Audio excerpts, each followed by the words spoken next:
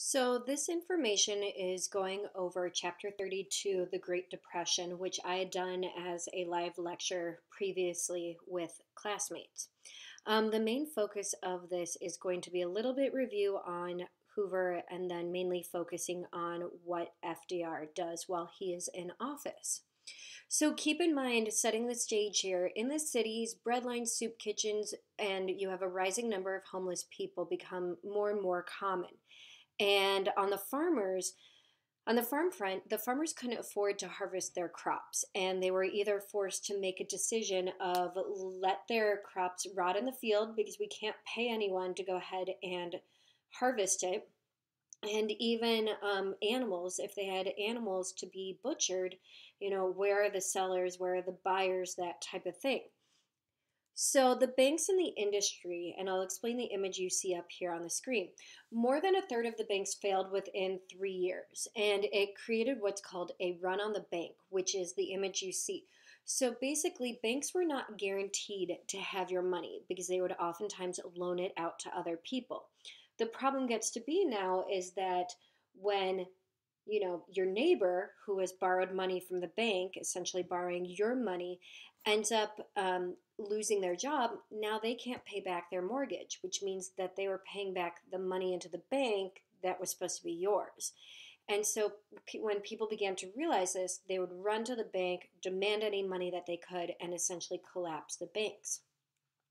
Industrial production had dropped by half, and keep in mind we're coming off of the roaring 20s where you have mass consumerism and mass consumption as well, but also that buying on credit idea. The unemployment numbers you can see from this slide just go up staggering amounts, and we ended up reaching about a 25%. Now, pre COVID 19, Iowa as a state was always at about 4% or so, and we're always about below the national average for unemployment, but you can tell how drastic this number actually was. So keep in mind for Hoover, it was too little too late because he was of the belief that maybe the state should be offering the help, not the federal government. The image on your left represents people that were sleeping on what are called Hoover blankets or using them to cover them as well. And Hoover blankets were essentially newspapers. The image on the right is an image of like a Hoover flag. So an empty pocket kind of waving in the wind would be nicknamed your Hoover flag. Some iconic images from this time period. You have on the left children raising funds. Hard times are still hoovering over us.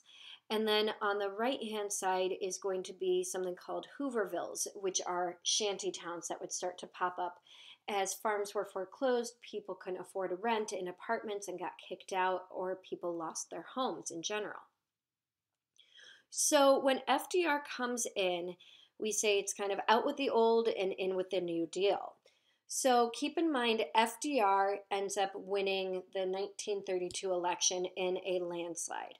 And overall, he's going to expand the government and enlarge the powers of the presidency. So who is actually FDR? He is a Democrat. He did idolize his distant cousin Teddy Roosevelt. But keep in mind, Teddy Roosevelt was a Republican. Okay, so that's one of their first differences. Now, FDR worked his way up, if you will, through political ranks. He was elected to the New York State Senate. He was appointed the Assistant Secretary of the Navy in 1913 to 1920, which was the same as what Teddy Roosevelt had been before he left that position to go lead the Rough Riders in the Spanish-American War. FDR did contract polio in 1921, and it basically crippled him, but through rehabilitation, he gained the use of his upper body, but never quite his lower body. So throughout his days, he would always have to walk with a cane, leg braces, or even be in a wheelchair. FDR was elected governor in 1928 and then reelected again in 1930. Because obviously this is when the Great Depression is going on, FDR ended up instituting a lot of welfare and relief programs to help with the jobless.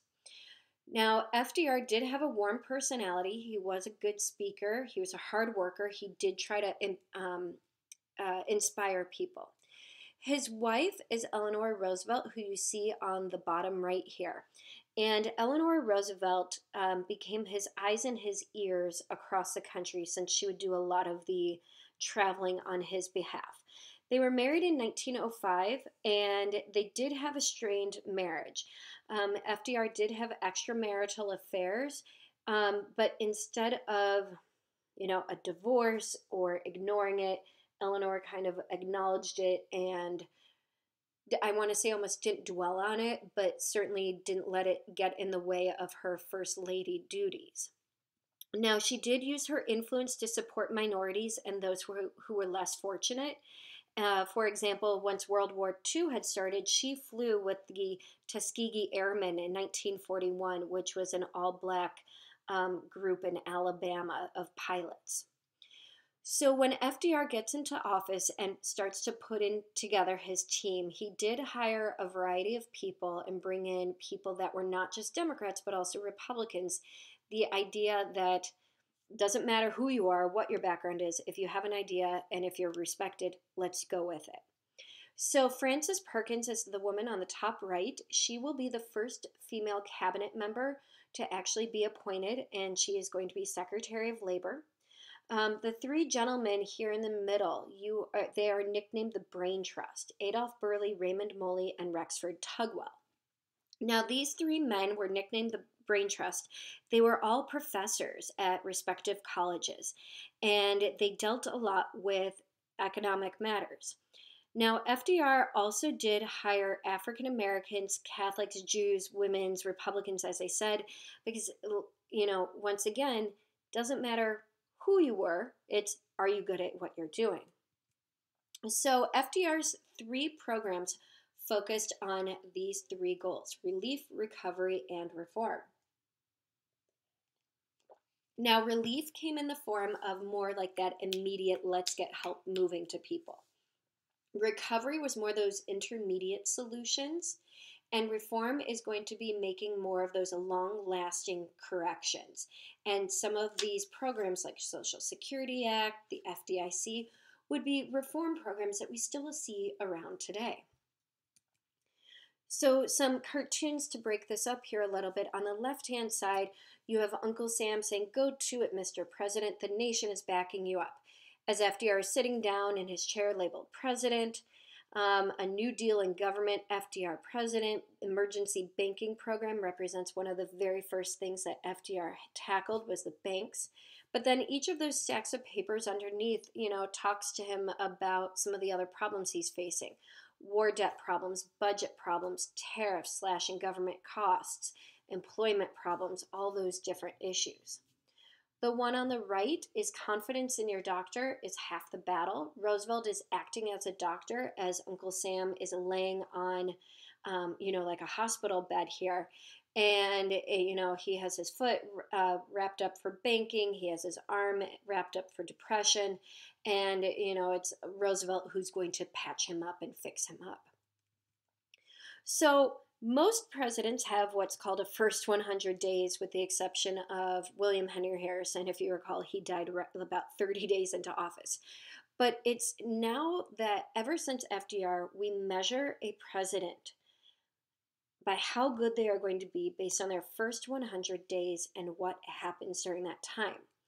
So in the first 100 days of FDR's time in office, he takes immediate action to close all banks, and that's the Emergency Banking Act.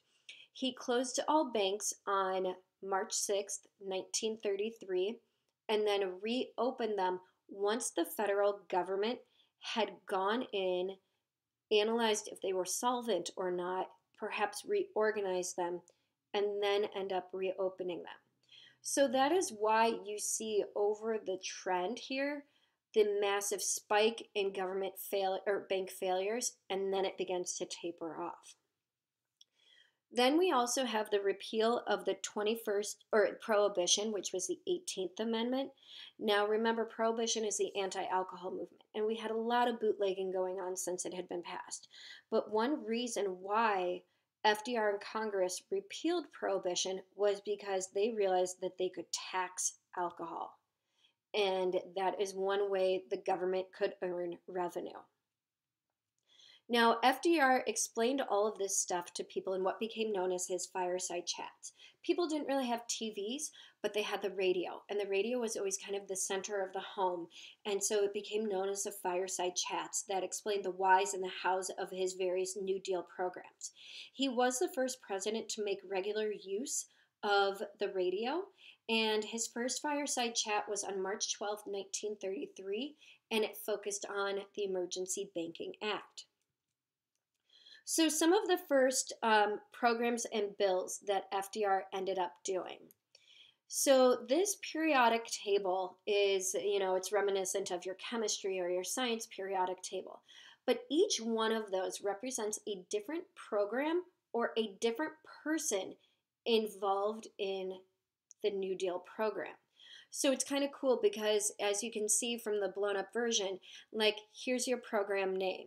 Here's the year it started, maybe when it ended, the full name down here, that type of idea. Or on the right here, Rexford Tugwell, like part of his brain trust people. So kind of cool little graphic that someone came up with. So the financial recovery programs that came out first were focused on these three issues. The Federal Deposit Insurance Corporation is still around today. And when you go to your bank, you may notice either a blue or a gold little square sign that says like FDIC, and that means that your bank is insured.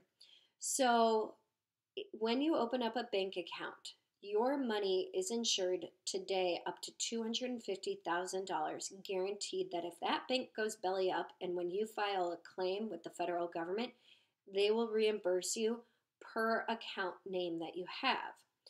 Now, after our recession in 2008, President Bush and then President Obama did actually temporarily up the amount to $500,000. And I'm not sure if President Trump has kept that going or not. I believe so. But when it started off, the original insurance amount was $5,000.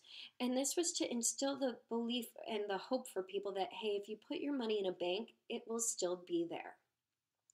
The HOLC, the Homeowners Loan Corporation, provided refinance and help and prevented foreclosures on homes. The Farm Credit Administration offered low interest rate farm loans and mortgages as well. So you're looking at not just people for the cities or people owning homes, but also looking for the farmers too. So then, helping out some of the unemployed, you have the PWA, the Public Works Administration, which gave money to states and local governments for building jobs, and this was run by Secretary of the Interior Harold Ickes. Now, this ended up hiring about 2 million people to build things like airports, dams, schools, hospitals, and parks. The image on the bottom left, you may actually recognize that had been the fire department headquarters in downtown Des Moines. Today, it has been converted into the restaurant Malo, as well as the Des Moines Social Club. But it was actually built because of the PWA program. The Civilian Conservation Corps was a work program for young men, specifically if you were, if you were age 18 to 25. And the idea behind this was that young men would leave their home, go work on like federal lands on these various projects like soil erosion, building roads and parks. But then not only would the boys get paid, but then money would be specifically set aside and sent home to the families. So that way the men, were taking care of family matters back at home as well. The TVA, the Tennessee Valley Authority, did help regional development in the area you can see on the map with planning and dams and power plants and flood control. Now, it did also create an energy source there as well with the power plants. And some people criticized it, saying that it created a monopoly in the TVA region or the Tennessee Valley region. but at the same time, it provided a much needed service to people that had not been given it before during electrification of cities and regions. So, the industrial recovery, okay, and looking specifically at some of those factories and things, there is going to be called the National Recovery Administration, the NRA, not the National Rifle Association, though, okay? And they tried to set fair wages and hours for workers and minimum prices for products. Now, realize that the NRA also was, as I mentioned, setting fair wages and hours, but also allowing people to collectively organize, which means unions. And they had something called the NIRA, the National Industrial Recovery Act codes. And antitrust laws were suspended as well. Now, as a heads up, it did have limited success for about 2 years, but then was declared unconstitutional in Schechter v. United States. So, Schechter v. United States took place on the East Coast in New York. Schechter was a poultry company, and the question came up as to what could Congress actually regulate based on our Constitution. And keep in mind, if it goes over state lines, that's interstate trade or commerce. But if something goes on within the state, that's intrastate, and the federal government doesn't have authority over that. So, what ended up happening is these NIRA codes were argued that they went beyond and tried to regulate stuff that was only a matter of state issues, not interstate issues. And so when it went to the Supreme Court, it was decided that the idea of getting rid of, unfair competition was too vague, that it violated the Commerce Clause, and that also it gave too much legislative power to the president and industrial groups. So it was eventually deemed unconstitutional. Other New Deal programs that come up during this time period would be like the Civil Works Administration, which was on construction projects. Securities Exchange Commission, the SEC, is still around today. They regulate the stock market. They are the group that would help organize to shut down the stock market in case prices are just plummeting, like what recently happened in February and March due to COVID-19. The Federal Housing Administration offered bank loans for new houses and repairing old ones. And what's actually pretty cool about the Federal Housing Administration, it not only helped out people, right, like the individual people that wanted to buy new homes, but it also helped out the construction industry. Because now if I could get a loan for a new home that I'm going to build, I need to hire someone to build it for me. Or if I already own a home but it needs repairs, I can now hire someone to do those repairs for me. Now, FDR did take the US off the gold standard to halt deflation, which meant that you could no longer take your gold and convert it into cash. So, before I move on, I wanted to point out something about FDR. FDR is actually a very successful but very convoluted president, if you will, when it comes to his different programs and bills. Because especially as I get into the second New Deal, you'll notice that things begin to overlap. And some people said that FDR was, as far as an administrator, like a pyramid of frustration. He was fascinated by his tasks of being a president and running his administration, but that his philosophy was oftentimes confusing and exasperating, especially at some of the lower levels because there's unorthodox and complex, and sometimes it was redundant.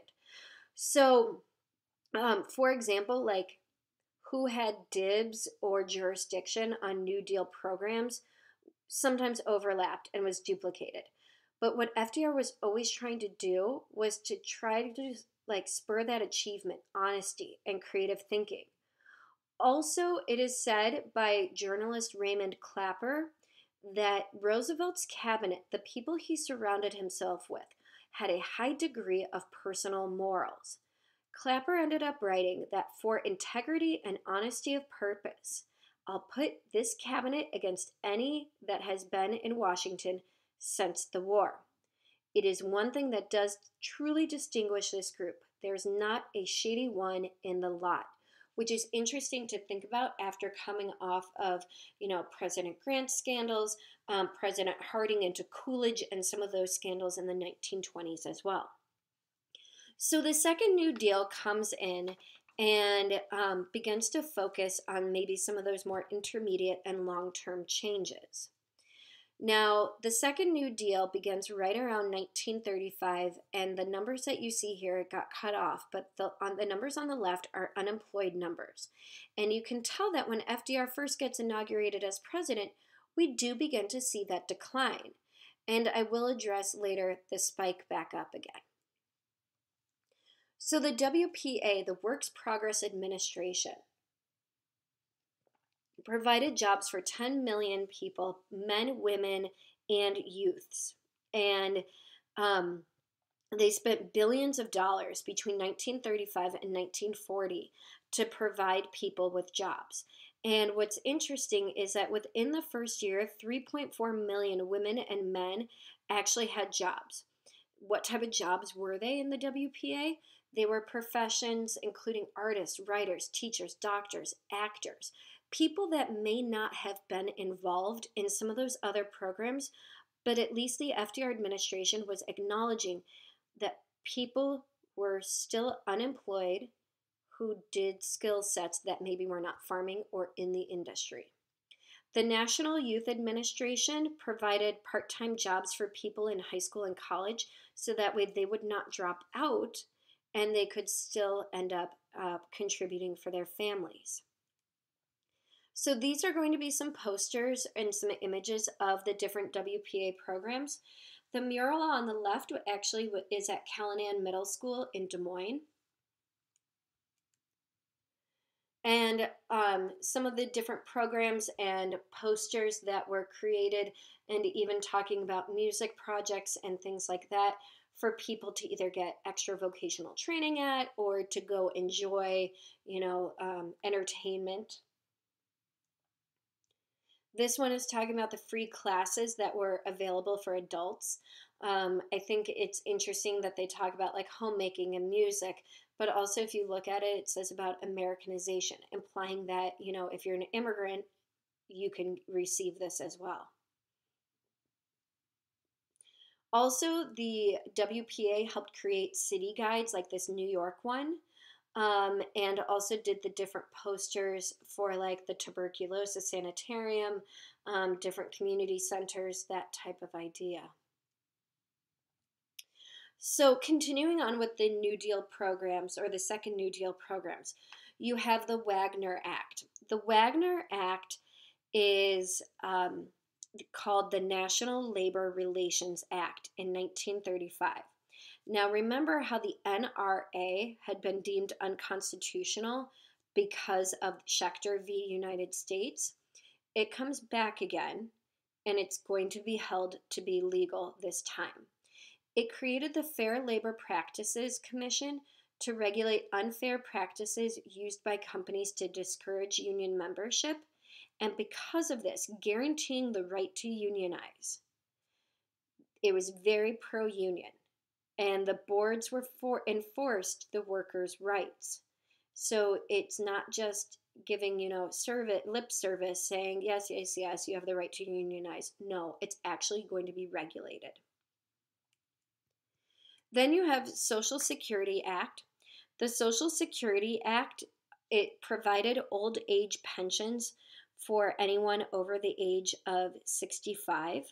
And this was like our first true welfare program that the government is doing. So basically, honestly, like a legitimate handout in this case. Now, you could get this not only if you were over 65, but if you had lost a job, if you were blind or disabled, and had dependent kids on you. So his second term election is in 1936. And excuse me, before I go on to the second term election, let me talk more about some of these programs. Okay, so some more second New Deal programs. There was the Rural Electrification Administration, which was like creating co-ops to supply electricity. And there were changes in taxes to actually increase taxes, but it was namely on people that were wealthy, on large gifts from parent to child. So, like, today, parents can give, or a generation can give the next generation up to $10,000 without penalty or paying extra taxes. But what this change in back during the Great Depression was saying no, like if you receive some sort of large amount, you had to pay tax on it. You would actually also have to pay tax on what are called capital gains, which we have to pay today too. And anything that you profit from the sale of a business or property, or stocks, for example, you have to pay an additional tax for. So now to the second term election, excuse me. So you can tell that FDR once again sweeps the nation. And what had been in the Northeast a stronghold by the Republican Party has been broken up. Now, Alf Landon is the Republican from Kansas, and he was involved in politics. And his biggest thing was that he and the Republican Party opposed the amount of money that was being paid into the New Deal programs. But the ironic part is that Landon and the Republicans overall accepted the New Deal legislation, and they thought it was a progressive step. So it is after this election in the 30s to the 1960s that we start to see a true voting bloc emerge.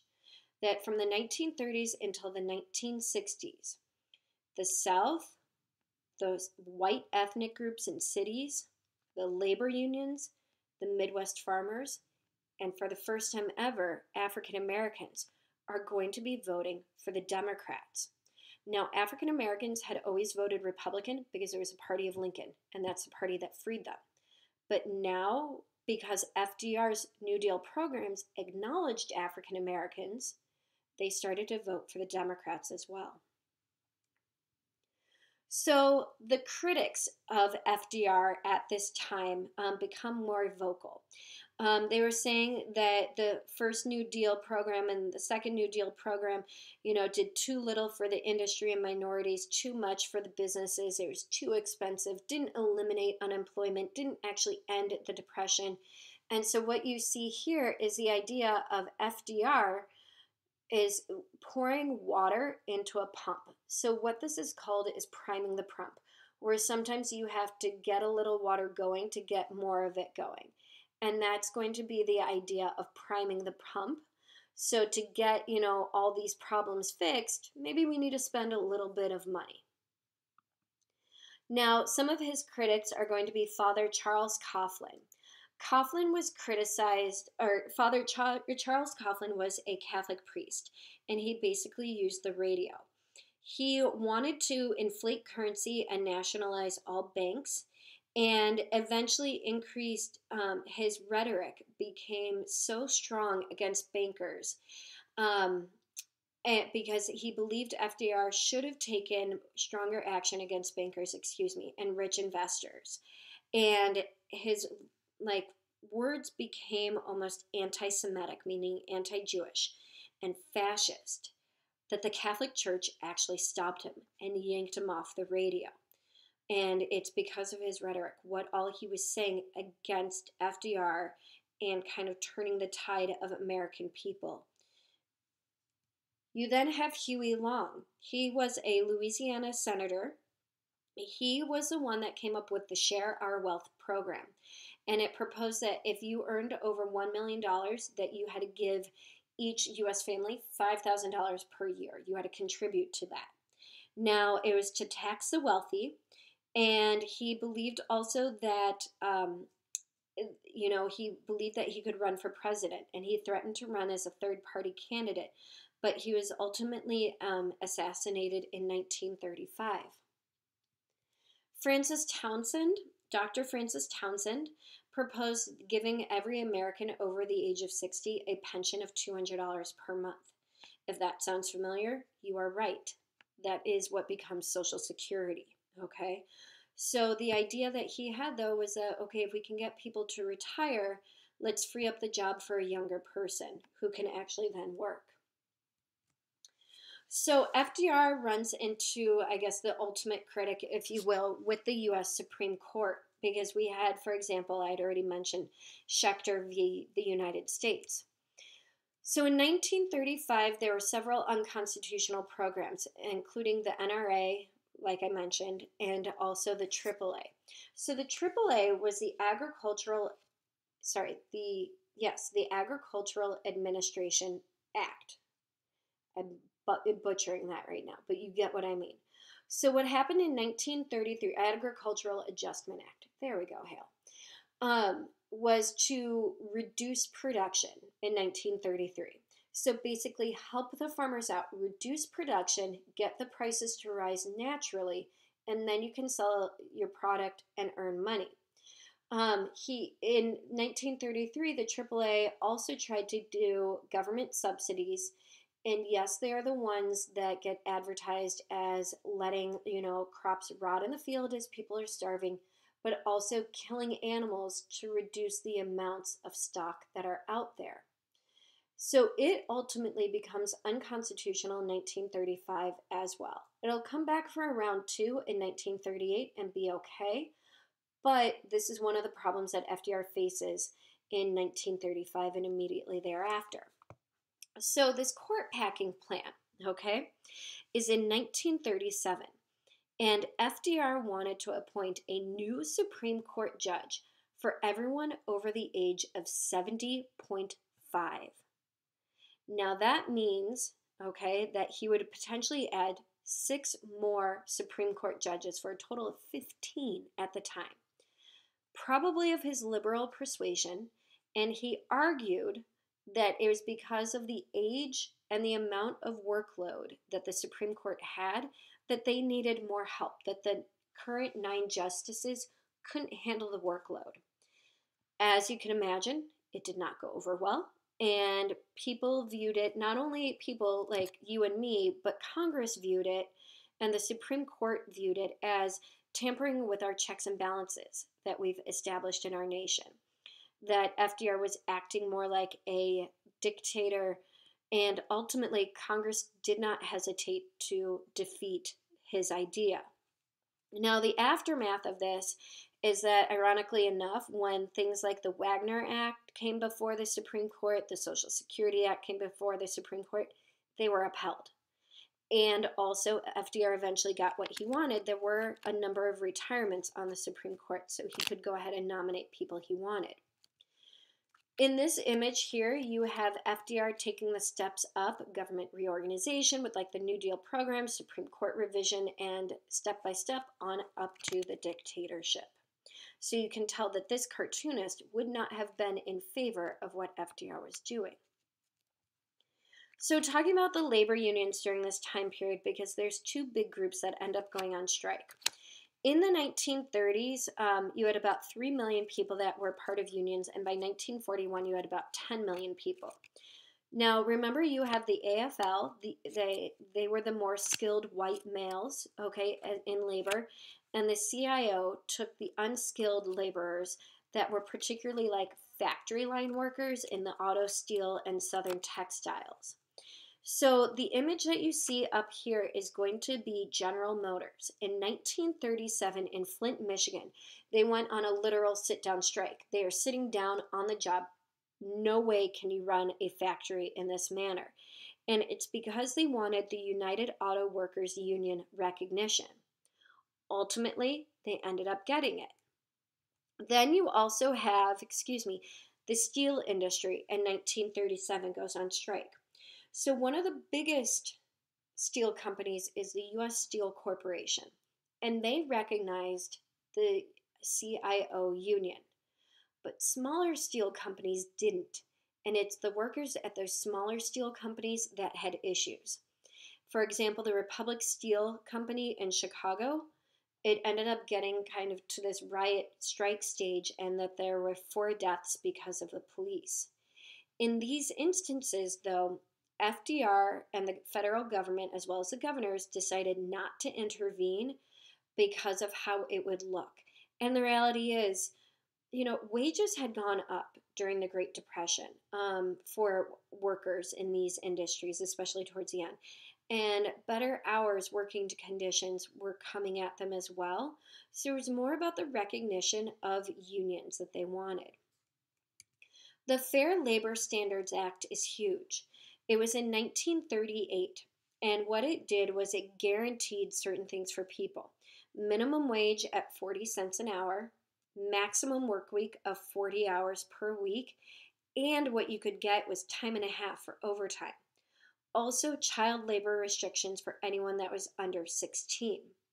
Now, the Fair Labor Standards Act, when you combine it like with the Wagner Act, and the Wagner Act was the one that um, excuse me, the Wagner Act was the one that had been like the national labor relations, like the redo of the NRA, kind of really helped beef up the problem or the security for laborers in our nation, industrial particularly. So, the last phase of the New Deal programs and kind of our Great Depression at this point, you're looking at a recession, okay, 1937 to 1938 or so. Um, our New Deal program loses its momentum for economic and different political reasons. Unemployment is still at 15%, and so we go into a recession. So, talking about some of the problems as to why we receded economically, it was because of our government policy. We had Social Security tax now being taken out of people's paychecks, and it reduced consumer spending. And we had also stopped spending as much money on some of those initial New Deal programs, on the immediate relief and recovery, looking at the relief for people, the public works programs, that type of thing. And so the solution is kind of like that cartoon I had just shown you with priming the pump: Keynesian economics. Keynesian economics is the idea that you have to go into debt to make growth. You have to have deficit spending to increase jobs and economic growth. So then, by the 1938 midterms, the Democrats had lost their majority in Congress, and we start looking also at the Nazi growth worldwide. Now, what you are seeing here is about the amount of money that is going to be spent, looking more at these blue bars here, the federal spending in billions of dollars, okay? And you can tell that it spikes come 1936, but then it kind of drops down in 37 and 38, and that's where we get our recession. But then 1939, it picks back up, but the question always is it because of the New Deal programs, or is it because of war breaking out in Europe? So, life during the Depression, looking at various groups of people. Starting off with women. Women, it was oftentimes said, belonged in the home because they were cheaper labor than men. They oftentimes would still work, okay, especially if it was like a clerical or secretarial job, okay. But people did believe if you had, capable male force in your household, he should be the one working. Black women were more likely to work than white women because, once again, they were cheaper. It's interesting because people always say, or there's always this question of one person was only supposed to work in the household. But that is only because of the federal government. Okay, so let me explain. The Federal Economy Act said that if you have one family member working for the government, they could only be that one family member. So let's say a husband and a wife were working for the federal government. The husband had to keep the job, and it barred the married woman from actually working in the federal government.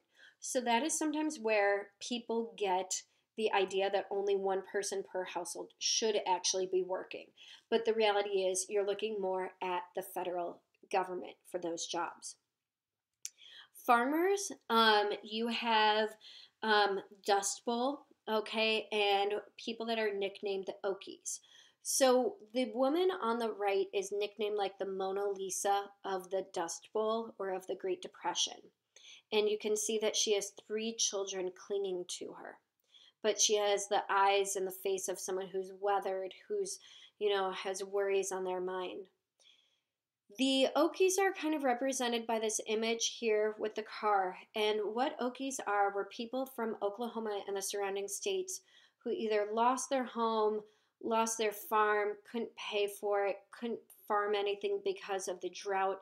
And so they decided to sell off their personal belongings that they could pack it up and move west, like to California, in the search for jobs in the Citrus Grove. This story is made iconic from John Steinbeck, who wrote the book Grapes of Wrath. The image on the bottom left represents the Dust Bowl. Because of the drought and because of it, soil erosion and other environmental issues, um, in the Midwest, in the Great Plains, you have massive, massive dust storms, like you can see here.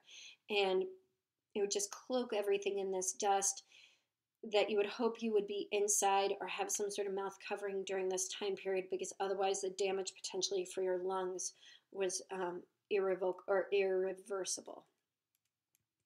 So, talking about blacks, now they did face unemployment, homelessness, malnutrition, and disease. And this is kind of like the negative stuff coming at the African Americans. You still have incredible intimidation, violence, the Ku Klux Klan, that type of thing that drove blacks away from jobs. And relief programs always took care of the whites before the blacks. But one of the cases I wanted to talk about was the Scottsboro case on the bottom right picture there. So in Alabama, 9 young men were falsely accused of raping 2 white women on a train. And when this went to Alabama and through the Alabama Supreme Court eventually, and even up to the U.S. Supreme Court, the problem remained, according to our Constitution, we are supposed to have a trial by a jury of peers. Well, in several of the trials that conveniently found these boys all guilty, there wasn't a single black person on the trial. And so when it finally made its way up to the U.S. Supreme Court, they said, we will not hear it, but you have to retry it in Alabama with African Americans on the jury. When it was retried, charges were dropped for 4 out of the 9 boys. And by 1946, the remaining 5 had all either been released or escaped in some way, shape, or form. And some of this, the story of the Scottsboro boys is interesting as well. So maybe some of the positives here. The WPA and the CCC did allow blacks to work, as part of their programs. Also, you have the image of the woman on the right, Marian Anderson. She was supposed to sing at Constitution Hall in 1939. But Constitution Hall was run and organized by a group of women named the Daughters of the American Revolution. And those women, to be part of this group, you had to be able to trace and document back to the revolution that your family was part of it. Well, Eleanor Roosevelt had been a member of the DAR as well. And when she heard that Marian Anderson, because she was black, was not allowed to sing and perform at Constitution Hall, Eleanor Roosevelt and Harold Ickes worked together to actually have a performance at Lincoln Memorial, which is what you see before there. Then also, you have over 100 appointed mid-level federal jobs were given to African Americans. Mary McLeod Bethune was in charge of the new, or was one of the people as part of the advisors and people in charge of the National Youth Administration, which guaranteed that also blacks would be involved in that, and she helped establish the Federal Council on Negro Affairs. Then lastly, you have the Fair Employment Practices Commission, and this was created in 1941 by an executive order to help blacks gain a job in defense industries as we are starting to build up. So that's why you have on this Dr. Seuss image down here. You have Uncle Sam tapping the war industry. Listen, maestro, if you want to get real harmony, use the black keys as well as the white when talking about labor. Now, Native Americans did receive assistance from the Civilian Conservation Corps to actually build some projects on the reservations, and they were involved in the WPA as well. It is with the Bureau of Indian Affairs under John Collier and the Indian Reorganization Act, also known as the Wheeler-Howard Act, that we start to see Native American land being returned to the tribes and supporting the preservation of their Native American cultures, which is the exact opposite of what we had done in the late 1800s with the Dawes Act, which tried to Americanize the Native Americans. And then lastly, we have the Hispanics. Mainly due to migratory patterns living in California, the Southwest, Texas, they were the field laborers. They were the always ones last hired, first fired. And relief programs excluded the Hispanics. And because of this, we start to see a big movement of Hispanics potentially returning back to Mexico. Now, keep in mind, there are also problems in places like LA with the Zoot Suit riots, um, and some other, conflicts due to race and ethnicity differences. So ultimately, we have to ask ourselves, was the New Deal a success or failure? And it's a hard question for historians to answer. The reason why is because we did have successes. We also did have long term reforms looking at the SEC, the FDIC, the Social Security Act, and stuff like that. So, did we get people through the Depression? Yes. Did we enact lasting changes to make an impact? Yes. But at the same time, we had hit that recession, and we don't know if unemployment really worked because World War II began. And we start gearing up for the war and helping our allies again. And so, what ultimately dropped our unemployment down? New Deal programs, World War II. Also, the wealth distribution in our country remained unevenly divided.